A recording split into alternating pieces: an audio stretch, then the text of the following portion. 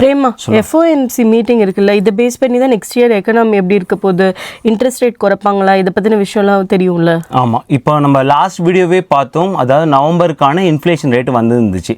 அப்போவே சொன்னோம், இதை விட ஒரு பெரிய சம்பவம் அடுத்த வாரம் இருக்குது. அது எஃப்ஓஎம்சி மீட்டிங், இந்த வருடத்தோட கடைசி மீட்டிங் ப்ளஸ் புது கவர்மெண்ட் தொடங்குறதுக்கு முன்னால் ஆனால் கடைசி மீட்டிங். ஸோ ரொம்ப ரொம்ப இம்பார்ட்டன்ட் மீட்டிங். இதை வச்சு தான் வந்து டாலர் ரேட் இருக்க போகுது. இந்த டாலர் ரேட்டை வச்சு தான் வேர்ல்டு எக்கனாமியே இருக்க போகுது. எப்படி சொல்கிறதுனா, இது ஒரு பட்டாம்பூச்சி விதிப்படி.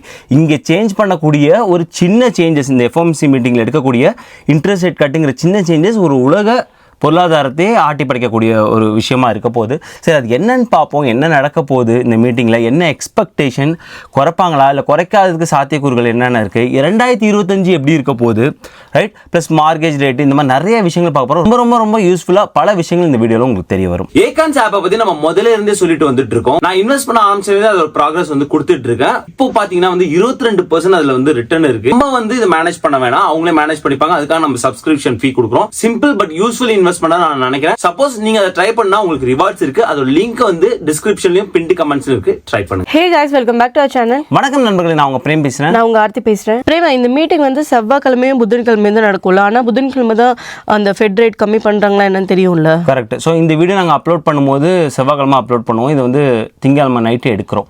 அப்படி பார்க்கும்போது புதன்கிழமை நாளைக்கு வந்து இந்த ஃபெட் மீட்டிங் இருக்க போகுது.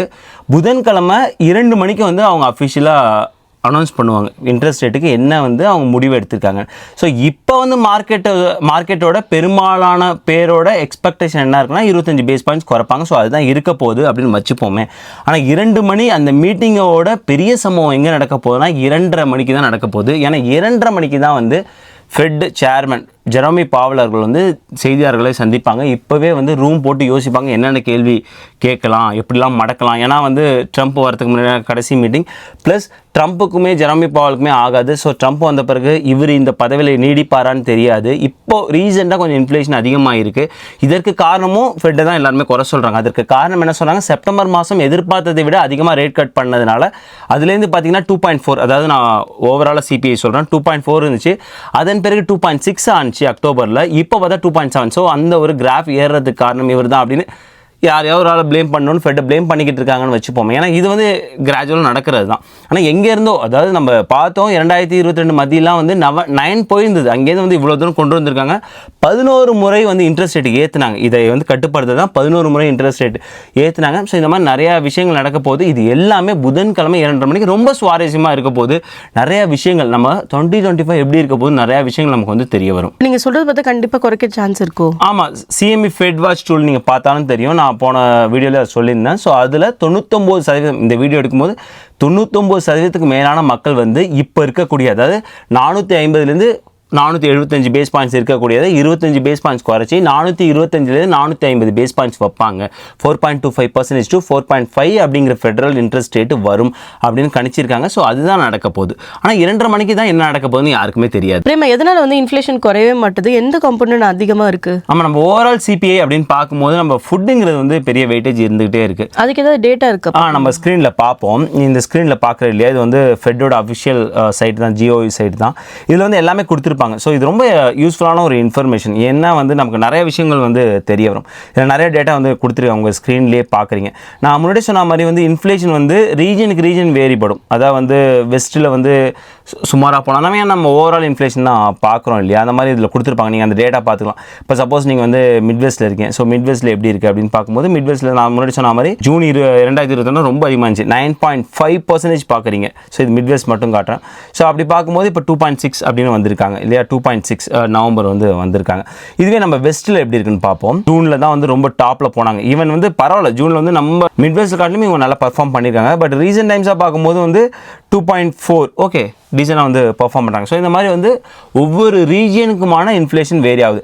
அதே மாதிரி இன்ஃப்ளேஷன் வந்து நான் முன்னாடி சொன்ன மாதிரி ஒவ்வொரு கேட்டகரிஸ்க்கு வேரி ஆகும். ஸோ நீங்கள் அந்த ஸ்க்ரீனில் பார்க்கலாம். ஸோ நீ கேட்ட இல்லையா எது அதிகமாக இருக்குன்னு. இப்போ வந்து ஃபுட் அட் ஹோம் அப்படின்னு பாரு. ஸோ அது எவ்வளோ வந்து ஆல் ஐட்டம்ஸ் இன்ஃப்ளேஷனோட அதிகமாக இருக்குன்னு பாரு.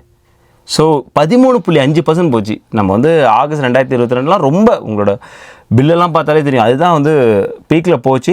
இப்போ குறைஞ்சிருக்கு இந்த சென்ஸ் என்ன அர்த்தம்னா வந்து அப்போ ஏறின விலை தான். ஆனால் ஏறின ரேட் அதிகமாக இல்லை. அதான் 13% ஏறல, இப்போ 1% ஏறி இருக்கு. அது ஓகே தான். அண்ட் எனர்ஜி அண்ட் எலக்ட்ரிசிட்டி அது வந்து ஒரு பெரும் தலைவலியாக இருந்து தான் இருக்குது. நீங்கள் பார்க்குறீங்க எனர்ஜியோட கிராஃபு. ஸோ எக்கச்சக்கமாக ஃபுட்டை தாண்டி போனது இந்த எனர்ஜி. அதற்கு மிக முக்கியமான ஒரு காரணம் எல்லாருக்கும் தெரிஞ்ச விஷயம் தான், ரஷ்யா உக்ரைன் வார். ஸோ அங்கே தான் இந்த ட்ரிகர் ஆனது. ஸோ பார்த்திங்கன்னா அது வந்து ரொம்ப பீக்கில் போயிருந்தது. ஸோ இதற்கு தான் வந்து ட்ரம்ப் அவர்கள் வந்து ஒரு விஷயம் சொல்லியிருக்காரு. என்ன சொல்லியிருக்காங்கன்னா வந்து ஆஷ்வில்ல நார்த் கரோலினாவில் நடந்த இந்த எலெக்ஷன் கேம்பெயினில் நடந்துச்சு இல்லையா, அதில் வந்து சொன்னது வந்து ட்ரில் பேபி ட்ரில். ஸோ அவர்கிட்ட கேட்கக்கூடிய கேள்வி என்னென்னா வந்து எனர்ஜி ப்ரைஸ் வந்து மிக முக்கியமான ஒரு கன்சர்னாக இருந்துகிட்ருக்கு. ஃபுட்டை வந்து கேட்டலிஸ்ட்டாக ஆக்ட் பண்ணி அதிகப்படுத்துறது இந்த எனர்ஜி தான். ஸோ இந்த ஃபியூயல் ப்ரைஸை எப்படி குறைக்க போகிறீங்க அப்படின்னா அவர் சொன்ன ஒரு விஷயம் தான், நான் இஷ்டத்துக்கு வந்து ட்ரில் பண்ணுறதுக்கான அந்த பர்மிஷன் கொடுத்துருவேன். இப்போ உள்ள பைடன் கவர்மெண்ட் வந்து அந்த பர்மிஷன் கொடுக்கறதுக்கு 250 நாட்களுக்கு மேலாக இழுத்தடிக்கிறாங்க. அந்த ப்ராசஸ்லாம் சுருக்கி இஷ்டத்துக்கு ட்ரில் பண்ணுங்கப்பா அப்படின்னு சொல்லுவோம். ஸோ நமக்கு நிறைய வந்து ஃபியூயல் கிடைக்கும், அதனால் ஃபியூயல் ப்ரைஸ் குறைக்கும் அப்படின்னு சொல்லியிருக்காங்க. ஒருவேளை இந்த ஐடியா வந்து ஒரு ஷார்ட் டேர்முக்கு வந்து உதவலாம், ரைட்? நிறையா வந்து ட்ரில் பண்ணி அதன் மூலயமா ஆயில் எடுத்து ஸோ இங்கே வந்து உள்நாட்டில் வந்து ஃபியூயல் ப்ரைஸ் குறையும். ஆனால் ஒரு லாங் டேர்மாக பார்க்கும்போது முக்கியமான ஒரு விஷயம் இந்த கிளைமேட் அப்படின்னு பார்க்கும்போது இது சுற்றுச்சூழலை அதிகம் பாதிப்புக்குள்ளாக்கூடிய ஒரு விஷயம் தான். அது அடுத்த விஷயம். ஸோ அந்த மாதிரி நீங்கள் பார்க்கலாம். ஸோ எலக்ட்ரிசிட்டி இந்த இன்னொரு மேஜர் கன்சர்ன் நீங்கள் வந்து அதிகமாக போனது, ரைட்? ஸோ எனர்ஜி, எலக்ட்ரிசிட்டி இது எல்லாமே வந்து அதிகமானது. ஸோ இந்த மாதிரி நிறைய டீட்டெயில்ஸ் வந்து நீங்கள் பார்க்க முடியும். ஈவன் முட்டையோட விலை, பாலோட விலை இதெல்லாம் எப்படி போச்சுன்னு பார்க்க முடியும். அந்த லிங்க் கொடுக்குறேன், நீங்கள் வந்து சூஸ் பண்ணி பார்த்துங்க. இப்போ 2025 எப்படி இருக்கும்? ரைட், 2025 பொறுத்த வரைக்கும் முன்னாடி என்ன எக்ஸ்பெக்டேஷன் இருந்துச்சு, இந்த வருட கடைசியில் வந்து 4.25 to 4.5 இருக்கும். ஸோ அதை நோக்கி தான் போயிட்டு இருக்காங்க. இன்னும் ஒரு மீட்டிங் இருக்குது, 25 பேஸ் பாயிண்ட்ஸ் குறைக்க போகிறாங்க. ஸோ அடுத்த வருஷம் எல்லாரோட எக்ஸ்பெக்டேஷன் என்னவாக இருந்ததுன்னா 4 முறை குறைப்பாங்க, 25 பேஸ் பாயிண்ட்ஸாக 100 பேஸ் பாயிண்ட்ஸ் குறைக்க போகிறாங்க. ஸோ இதுலேருந்து 3.25 to 3.5 100 பேஸ் பாயிண்ட்ஸ் குறையும் அப்படிங்கிற மாதிரியான ஒரு எக்ஸ்பெக்டேஷன் இருந்தது. ஆனால் போகிற போக்க பார்த்தா அது நிறைவேறாதுன்னு தோணுது. 2 அல்லது 3 பேஸ் பாயிண்ட்ஸ் தான் குறைப்பாங்க, அதாவது 2 அல்லது 3 முறை தான் குறைப்பாங்க அப்படின்னு தெரியுது. மேக்ஸிமம் ஒரு 75 பேஸ் பாயிண்ட்ஸ் போகலாம். அதுக்கு ரீசன் என்னன்னு அதான் இன்ஃப்ளேஷன் இப்போ நம்ம பார்த்தோம் இல்லையா. ஸோ அந்த இன்ஃப்ளேஷன் வந்து இன்னும் கட்டுக்குள்ளே கொண்டு வரல, அது ஒரு விஷயம். ப்ளஸ் இப்போ வந்து குறைக்கிறதுக்கான ஒரு காரணமாக என்ன இருக்க முடியும்னா வந்து அன்எம்ப்ளாய்மெண்ட் ரேட். நான் முன்னாடி சொன்ன மாதிரி கொஞ்சம் அன்எம்ப்ளாய்மெண்ட் ரேட் ஏறி இருக்கு. அதனால தான் வந்து டிசம்பர் பாஸ் பண்ண மாட்டாங்க, குறைப்பாங்க நிறைய பேர் வந்து எக்ஸ்பெக்ட் பண்ணுறாங்க. நீங்கள் சொன்னீங்கல்ல சில பேர் வந்து குறைக்க கூடாதுன்னு சொல்கிறாங்க. எக்ஸாக்ட்லி. சில பேர் என்ன சொல்கிறாங்கன்னா வந்து ஜெரமி பவல் அவங்க சொன்னாங்க ரொம்ப எக்கனாமிக் ஸ்ட்ரென்த்தாக இருக்குது அப்படின்னு சொன்னாங்க. அப்படி பார்க்கும்போது ஷேர் மார்க்கெட் நல்லா தான் போயிட்டு இருக்கு ரிலேட்டிவாக இல்லையா, நல்லா தான் போயிட்டு இருக்கு. ப்ளஸ் நீங்கள் கிரிப்டோலாம் எடுத்துக்கிட்டாலும் சரி, அது வந்து பிட்காயின் எடுத்துட்டாலும் சரி, டாஜ் காயின் எடுத்துட்டாலும் சரி, எல்லாமே வந்து ஆல் டைம் ஹையில் நோக்கி போயிட்டு இருக்காங்க. ஸோ எக்கனாமி ஸ்ட்ராங்காக இருக்கிற மாதிரி இருக்குது. ப்ளஸ் வந்து உங்களுக்கு வந்து இன்ஃப்ளேஷன் ரேட்டு உங்களுக்கு 2% டார்கெட் வச்சுருக்கீங்க, நீங்கள் வந்து 2.7 ஓகே, கொஞ்சம் அதிகமாக இருந்தாலும் இட்ஸ் நாட் பேட் இல்லையா. ஓவராலாக பார்க்கும்போது கோர் வந்து 3.3 தான் அப்படியே இருக்குது. ஸோ 1.3 தான் உங்களுக்கு டிஃப்ரென்ஸ் இருக்குது. ஸோ நீங்கள் அப்படி பார்க்கும்போது இப்போ பாஸ் பண்ணி பார்க்கலாம். இப்போ நீங்கள் குறைச்சினா திரும்ப இன்ஃப்ளேஷன் அதிகமாகிடுது, இந்த மாதிரியும் நிறைய பேர் சொல்கிறாங்க. ஸோ இந்த மாதிரி எதிர்வாதமும் வைக்கிறாங்க. ஆனால் என்னை பொறுத்த வரைக்கும் கண்டிப்பாக வந்து பாவல் அவர்கள் வந்து 25 பேஸ் பாயிண்ட்ஸ் குறைப்பாங்கன்னு தான் நினைக்கிறேன். பார்ப்போம். ஸ்டாக் மார்க்கெட் என்னை பொறுத்த வரைக்கும் எந்த ஒரு சலனமும் இல்லாமல் அப்படியே நிற்கிது. அது வந்து பயமாக இருக்குது. புயலுக்கு முன்னான அமைதியாக என்னன்னு தெரியல. ஸோ நாளைக்கு தான் தெரிய வரும். அதான் நீங்கள் இந்த வீடியோ பார்க்கும்போதே ஸ்டாக் மார்க்கெட்டை வந்து சேஞ்சஸ் ஆக ஆரம்பிச்சிருக்கும்.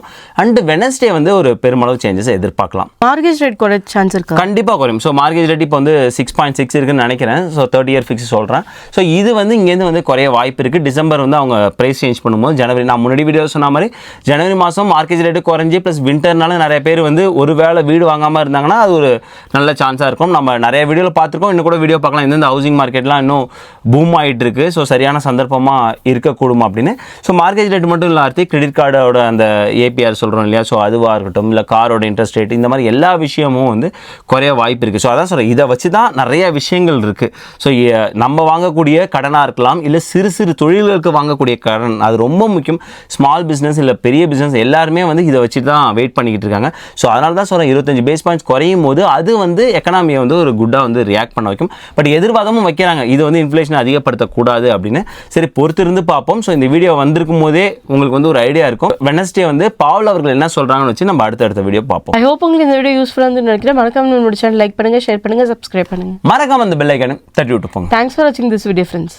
நன்றி.